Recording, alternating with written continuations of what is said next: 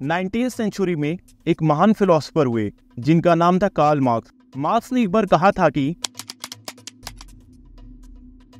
यानी कि इतिहास हैव्स और हैव्स नॉट के बीच का एक स्ट्रगल है, जिसमें हैव्स वो लोग हैं जो राज्य करते हैं और हैव्स नॉट वो लोग हैं जिनको जिंदगी भर दबाया जाता है। आज की हमारी वीडियो भी कुछ इसी टॉपिक पर आधारित है। 600 AD से लेकर 1500 AD तक वेस्टर्न यूरोप में कुछ ऐसे सोशल और इकोनॉमिक चेंजेस हुए जिन्होंने कुछ समय बाद यूरोप में एक नया सिस्टम फ्यूडलिज्म यानी कि सामंतवाद को जन्म दिया। फ्यूडलिज्म शब्द फ्यूड वर्ड से आया है, जिसका मतलब होता है कुछ शर्तों पर और कुछ समय के लिए जमीन का मालिक बनना। यूरोप में इस समय को मिडिल एज भी कहा जाता था, जिसमें इकोनॉमी पूरी तरह विलेज पर आधारित थी, पर ये विलेज सिर्फ उतना ही प्रोड्यूस करते थे जितना कंज्यूम करा जा सके।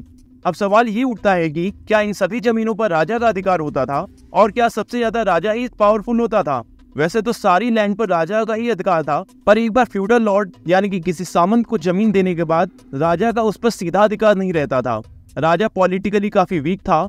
इवन कई जगह पर राजा तो केवल सिंबॉलिक हेड ही बनकर रह गए थे। इस फ्यूडल सिस्टम के हेड पर किंग था, जिसकी हेल्प और असिस्टेंस के लिए ड्यूक्स और अर्ल्स हुआ करते थे, जो कि किसी भी तरह की मिलिट्री हेल्प के लिए बैरन्स पर डिपेंड करते थे, जो कि एक्चुअल में मिलिट्री जनरल्स हुआ करते थे। बैरन्स के अंडर काम करने वाले वॉरियर्स को नाइट्स कहा जाता था, जो कि रियल फाइटर्स हुआ करते थे। पर यहाँ पे सबसे इंपॉर्टेंट बात यह है कि किंग डायरेक्टली बैरन्स या नाइट्स को ऑर्डर नहीं दे सकते थे। फ्यूडल सिस्टम में हायरार्की अनब्रीचेबल थी। इसका मतलब ये हुआ कि किंग केवल ड्यूक्स या अर्ल्स को ही ऑर्डर दे सकता था, और इसी तरह ड्यूक्स भी सिर्फ बैरन्स को ही ऑर्डर दे सकते थे।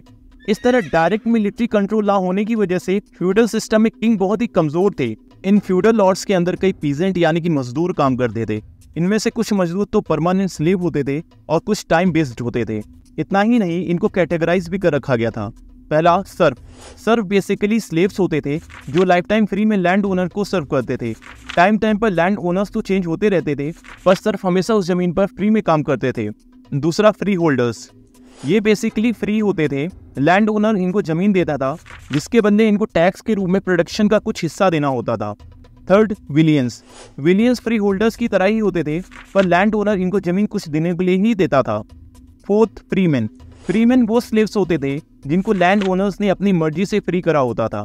आखिर किस तरह से यूरोप में चर्च का डोमिनेंस बढ़ा, कैसे पोप किंग से भी ज्यादा पावरफुल हो गए, ये सब हम जानेंगे नेक्स्ट वीडियो में। अगर फ्यूडलिज्म से रिलेटेड कोई भी सवाल हो तो आप हमें कमेंट सेक्शन में जरूर पूछ सकते हैं। हमारी वर्ल्ड हिस्ट्री की इस सीरीज में आने वाली हर वीडियो को देखने के लिए चैनल को सब्सक्राइब करना ना भूलें।